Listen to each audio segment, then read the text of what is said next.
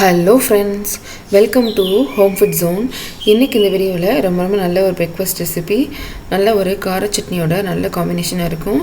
இந்த சீசனில் கண்டிப்பாக இதை செய்யக்கூடிய ஒரு ரெசிபின்னு சொல்லலாம்.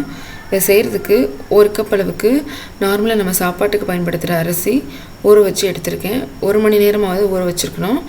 அரிசி நல்லா ஊறினதும் தண்ணியெல்லாம் வடைச்சிட்டு ஒரு மிக்ஸி ஜாரில் மாற்றிக்கோங்க. இது கூட ஒரு கப் அரிசிக்கு ஒரு 10லேருந்து 12 வரைக்கும் இந்த மாதிரி பலாப்பழத்தோட சீடு இருக்கு இல்லையா, அதை எடுத்துக்கோங்க. மேலே இருக்கிற தோலை ரிமூவ் பண்ணிடுங்க. இதை இப்படியே மிக்சியில் போட்டு அடிக்காது, அதனால் 1-2 இடித்து சேர்த்துக்கோங்க.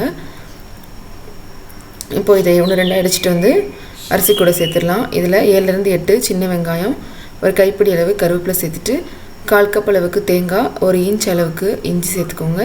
2 பச்சை மிளகாய், தேவையான அளவு உப்பு சேர்த்துட்டு தோசை மாவு பதத்துக்கு அரைச்சி எடுத்துகிட்டு வந்துடுங்க. தண்ணி மட்டும் பார்த்து சேர்த்துக்கோங்க. இந்த மாதிரி அரைச்சிருந்துருக்கணும்.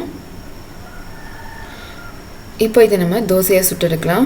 நீங்கள் விருப்பப்பட்டால் கொஞ்சம் மிளகுத்தூள் கூடவே கொஞ்சம் சீரகம் கூட இந்த மாவில் சேர்த்து நீங்கள் சுடலாம். இப்போ ஒரு தவா சுடு பண்ணிவிட்டு லேசாக எண்ணெய் தடவிக்கோங்க. இந்த மாதிரி தோசையாக நம்ம ஊற்றி எடுக்கலாம். நல்லெண்ணெய் சேர்த்து சுட்டுட்டிங்கன்னா அந்த தோசை ரொம்பவே அருமையாக இருக்கும்.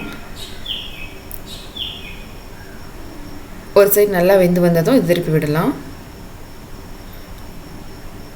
இப்போ இதை நம்ம வெளியில் எடுத்துடலாம். நல்ல ஒரு கார சட்னியோட சூப்பரான காம்பினேஷனாக இருக்கும். நல்ல ஒரு டிஃப்ரெண்ட்டான ஒரு தோசை ரெசிபி. அரைச்ச உடனே சுடலாம், புளிக்க வைக்கணும்லாம் தேவையில்லை. ரொம்ப ஈஸியானது கூட. கண்டிப்பாக இதே மாதிரியே நீங்களும் செஞ்சு பாருங்கள். இந்த ரெசிபி உங்களுக்கு பிடிச்சிருந்ததுன்னா லைக் பண்ணுங்கள், ஷேர் பண்ணுங்கள், கமெண்ட் பண்ணுங்கள். கண்டிப்பாக ஹோம் ஃபுட் ஜோனுக்கு சப்ஸ்கிரைப் பண்ண மறக்காதீங்க. இதே போல் நான் நல்ல ரெசிபியோட நாளைக்கு உங்களை மீட் பண்ணுறேன். அது வரைக்கும் பாய்.